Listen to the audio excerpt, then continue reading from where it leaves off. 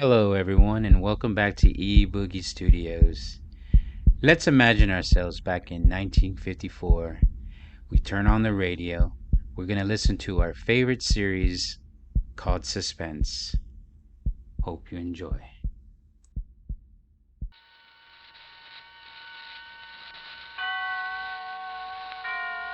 And now, tonight's presentation of radio's outstanding theater of thrills, Suspense. Tonight, the story of several hours spent by two people in a deserted bus shelter, and the slow realization by one that the other is quite mad. So now, with Joyce McCluskey as the woman and Vic Perrin as the man, here is tonight's suspense play, The Shelter.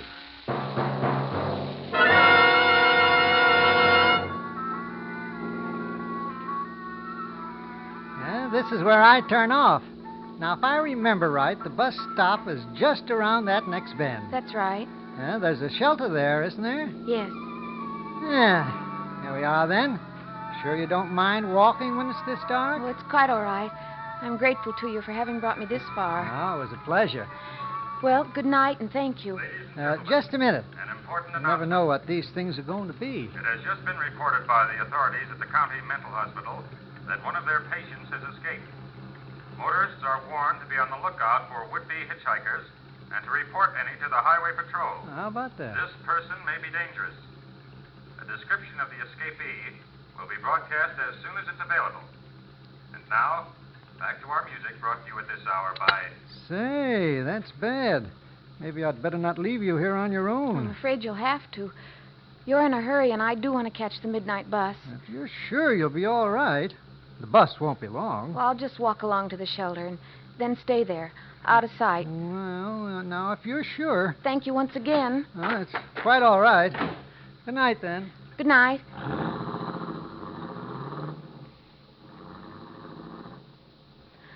I watched his car turn off onto a side road and fade into the night. Then I walked ahead, towards the bus stop. It was farther to the shelter than I thought. A car passed me, slowed, and then stopped 100 yards or so ahead. I could hear a door slam as someone got out. Then the car turned around and came back past me. I suppose its headlights dazzled me. For a moment I could see nothing but pitch blackness. Then I saw the shelter, like a cave in the dark mountain of trees behind. The light was out. Still the shelter was inviting, a way to get out of the night. So I went in to wait for the bus. It was unbelievably dark in there, like walking into a fold of black velvet. I could see nothing at all. Hello. Oh, I'm sorry. Oh, I'm waiting for a friend. it's quite all right. I didn't mean to frighten you. It's all right. There's a seat here, a bench along the wall. Thank you, I know. You know? I've been here before, waiting for a bus. Oh, I see. You can find the bench all right? Yes, thank you. Oh, yes, you're sitting down now, at the other end. You must have extremely good eyes. Yes. Yes, I suppose so. You've become accustomed to the dark after a while. Yes. Do you know about the eyes? They say that the way to see objects at night is to avoid looking directly at them. That's very interesting. They say that the human eye is made up of things called rods and cones, although I can never remember which is which. The rods, or the cones, whichever it is, are in the middle. You use them for looking at things in an ordinary light. The rods are on the outside, and you sort of look sideways with them at objects at night. I'm not boring you. No. I'm interested in facts, are you? Well, I get them from the Digest, you know. It's a great place for facts. I expect so. It's practically all I read. And what's the use of reading if you can't talk about it, eh? Well, I agree. Where I've been staying, they all read the same thing. You can't tell them any facts they don't know. I like to talk. But when you start, they say, we know. And of course they do. They think you're mad or something. That's very discouraging. Yes. Especially when you're an old chatterbox like I am. Are you a good listener? I think so. That's good. Because, as I say, they wouldn't listen to me. You've gotten up? Well, yes. Where are you going? Nowhere. Then why did you get up? The seat is a little hard. I thought perhaps you were going outside to walk around. Well, as a matter of fact, I thought I might. Then my conversation does bore you. No. I think you'd better stay here in any case. What do you mean I'd better? Because it's not safe out there. Not safe? No. What do you mean? You don't know? It was on the radio? What was? Then you didn't know. Well, no. About the lunatic? Lunatic? One of the inmates from the asylum up on the hill. You mean one of the patients from the hospital? That is perhaps a kinder way of putting it. But just the same, they might be dangerous. So you'd better stay here with me, where it's safe. What did the radio say? I didn't listen too closely, just that there'd been this escape. But we shall be all right here in the shelter. That's right. Sit down again. What was I saying before? That you were interested in facts. I expect you smoke. No, I don't. Oh. I was wishing I could offer you a cigarette, but I don't smoke myself. What was that? It's the branch of a tree tapping on the roof. It happens every once in a while when the wind shifts. Oh? Yes. I've read some interesting facts about drinking in the digest. People become addicts, yet the solution is quite simple. They should invent another habit to counter the bad one. That sounds like a good idea. I have all sorts of useful habits which make up for my having no vices. Counting things is one of them. You understand what I mean by counting things? Well, not exactly. You take wood-block flooring, for example. How many blocks would you say there were in a floor 40 feet by 15? Never mind working it out. I can give you the answer at once. It's 1,470. Fancy. In the same room, there are 10 iron bedsteads with rails, top and bottom. If there's a knob at the end of each rail, how many knobs altogether? No, don't try to answer. In this room, 3 of the beds have a knob missing. So the answer's 37. That's exact knowledge. Counting things is the only way of coming to exact knowledge, you know. Mathematics will let you down every time. Well, I was never very good at math. Approximation, that's all it is. This fellow Einstein knows that. Yes, I've read all about Einstein and the others in the digest. They're theorists, of course. Yes? I'm a practical man myself, and I believe in counting things. Did you walk to the door and back again? You couldn't see me? I could hear your voice come and go, and I thought I saw your shadow at the door. I wasn't sure. I knew you couldn't possibly have heard me walking. How? I took my shoes off. They squeak. Oh? Also, it isn't natural for human beings to wear shoes. Perhaps it isn't. When you wear shoes, you bang down on your heel too much all the time. This jars the brain. As a matter of fact, there's a lot to be said for not walking upright at all.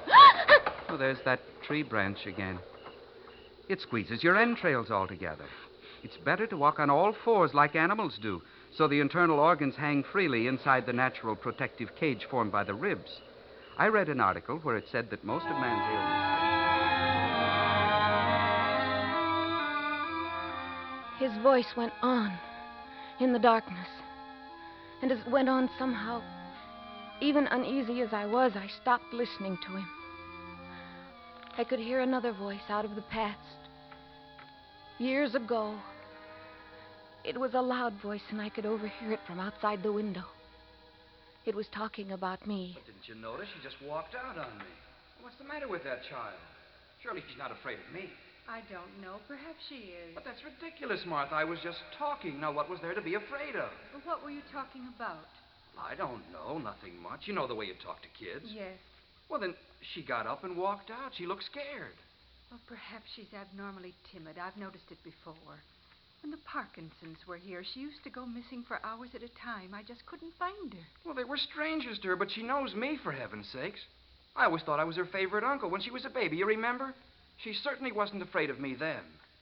I sometimes think her father's death affected her. Oh?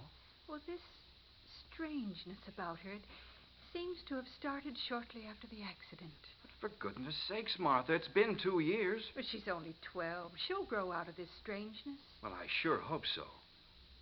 Say, what are you whispering for? Was I? Well, yes, and you still are. Well, I'll tell you, Will. I get the feeling when she goes missing the way she does that she hangs around, listening to conversations. I have the feeling she's listening to us now. You do? Yes. Well, where then? Outside the window. I'll take a look. No, Will, don't be a fool. That's the worst thing you could possibly do.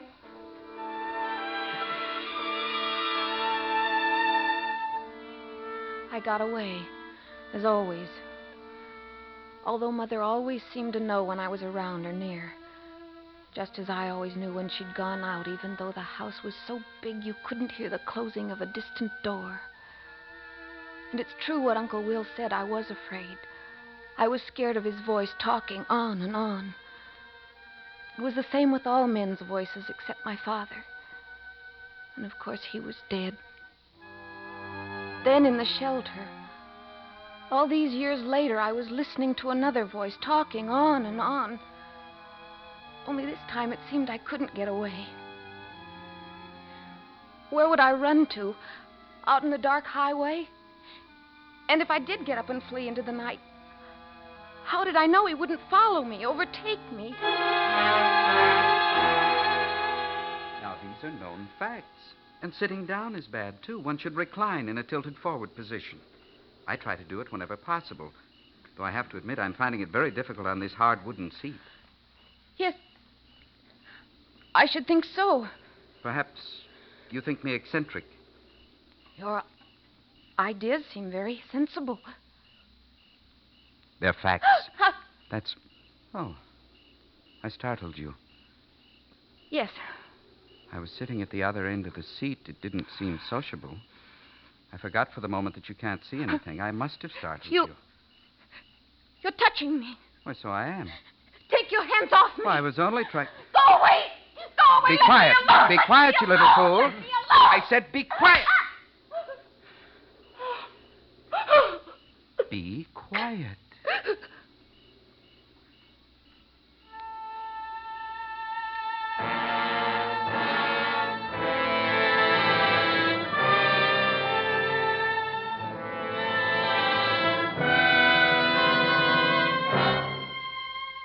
You are listening to The Shelter, tonight's presentation in radio's outstanding theater of thrills, Suspense.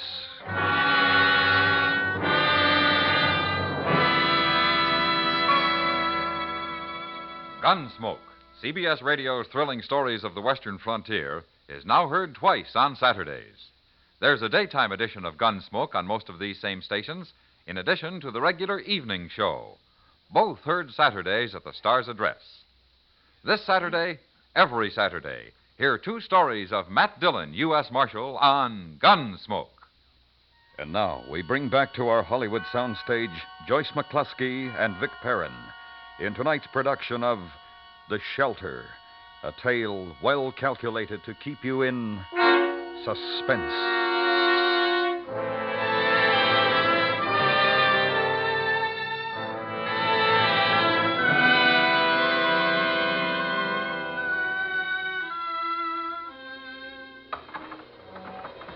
Then I heard the tree branch tapping on the roof.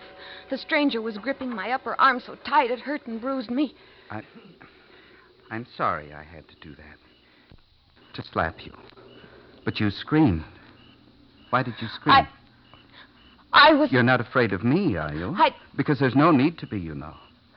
I had to slap you because you screamed. You were hysterical. Your scream might have attracted attention. If we stay here quietly, we shall be safe. It's so dark, no one would notice this place unless they actually knew it was here. I suppose not. The lunatic might be a homicidal maniac. Had you thought of that? He's probably just a sick man. Then why did he escape? It must be terrible to be confined against your will. Perhaps you can't imagine what it would be like. On the contrary, perhaps I can. What do you mean? Surely everyone has been hospitalized at some time or another. I'm no exception. Then... I've had my share.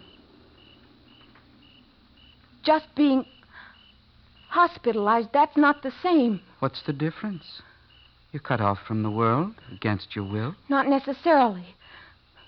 Not necessarily against your will. You think some people actually like to be cut off? That's possible, isn't it? Oh, yes. I was just a little surprised that you should understand that feeling. Fear. Nameless fear. Does it have to be fear? Why not just plain choice? It's usually fear of one kind or another, renouncing the world. That is an eerie sound. I don't mind. But you do mind me. Is that it? I didn't say so. You showed you were afraid of me just now. I don't know why I screamed like that. It was so stupid. Just the same, I think I'd better go. Go? Yes. I'll put my shoes on. I believe you would prefer to be alone. So I'll leave you here. Good night. I didn't mean... Are you there? I didn't mean to be rude. Are you still there?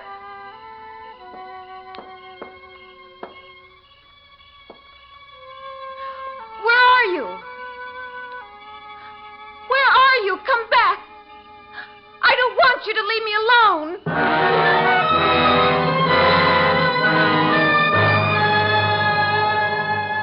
I went to the doorway of the shelter.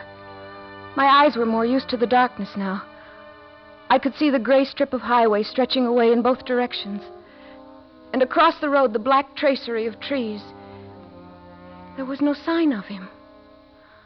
I stood there just inside the doorway, listening. But there was nothing to hear but the sounds of the night. And it was funny. Everything had changed. Before, I'd welcomed the thought of the friendly loneliness of the shelter, but now I didn't want to be alone. My nerves were jumping with every sound. I couldn't think of anything to do but retreat to the furthest corner in the darkness and try to shut out all the thoughts of the present. And after a while, I did sort of forget, sitting there in the silence. The past came crowding back to my mind. But my terror wouldn't leave me, and all I could hear in my thoughts was the sound of my own scream. Oh, no! No, you can't make me! All right, Martha, I've got her. Don't hurt her, Will. No. You can't keep me here. Let go of me! Let go of me! You can't make me stay! Martha, You think I should call him now, Will? it's up to you. But I have to be right. I can't do this to her unless What she... else can you do? What are you planning, you two? Now, Martha. Now that she's quieter. I should blame myself for the rest of my life if we were wrong. Let go of me! Let go! There's nothing to blame yourself for, Martha. It couldn't be helped. I'll call him now.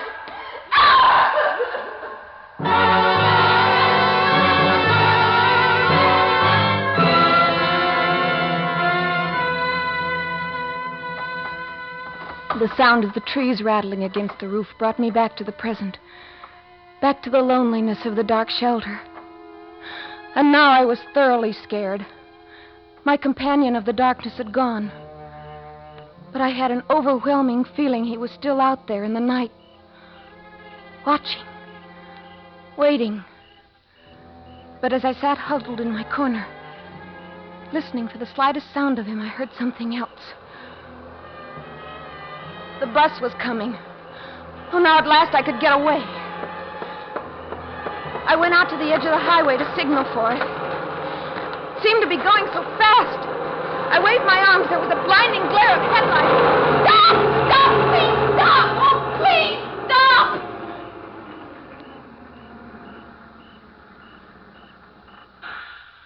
Well, why don't you go? You were there. I was never far away. But you... Why don't you go? It's waiting for you. I don't know. I can't go. It won't wait.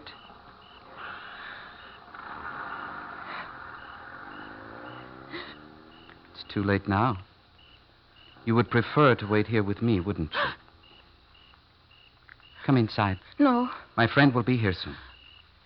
Your friend? I told you I was waiting for him. Oh, Yes. He'll be giving me a lift into town. We can take you. I can't go. Perhaps you believe there is no such person as my friend? Why did he leave you here? He'll be back soon, and we can go into town. Or do you want to go back to where you came from? I think I'd better. Come back into the shelter. No. Come on. Don't touch me. Why are you suddenly afraid again? I don't know. Come inside and wait. That's the way. Oh. What was that? Tripped on something. Give it to me. It's a stick. A walking stick. Give it to me, please. A white walking stick. It's yours. Yes. Then you're blind. Yes, I'm blind. Blind? I don't understand. You said you read all those things in the digest. It's true. I read them in Braille. I'm afraid I frightened you. I only wanted to help. Oh, it's strange. For the first time I can remember, I was afraid of being alone. Scared of the dark. It's normal to be scared of the dark. I just didn't want to depress you by speaking of my own affliction. But now that you know about it, you realize that we both know what suffering is, what it is to be alone, what it is to be shut up, away from the world, because we don't really belong there. You mustn't say that. Why should you think you don't belong? I don't think that. I did once, at first, during the months in the hospital, but not anymore. And you? I have to go back. I must confess to you, my friend went to the hospital. He should be here any minute. We guessed when my friend saw you walking on the highway. And you kept me here in the shelter while he went to get a doctor. That's right. I must go back. There. As soon as they come for me. But will you have to stay? Will you want to, put it that way? What? No. No, I don't think I will. Then the outside world, meeting people, this is not something to be afraid of? Not anymore. I'm glad. Listen. What? I hear my friend coming.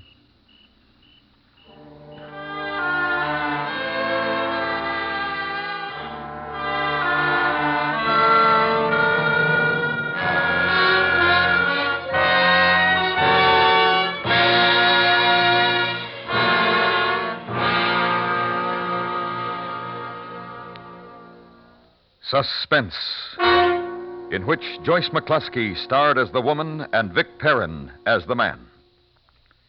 Next week, the story of a man who sets out to prove that he cannot be murdered, only to find there was a slight error in his calculations. We call it The Last Letter of Dr. Bronson. That's next week on Suspense.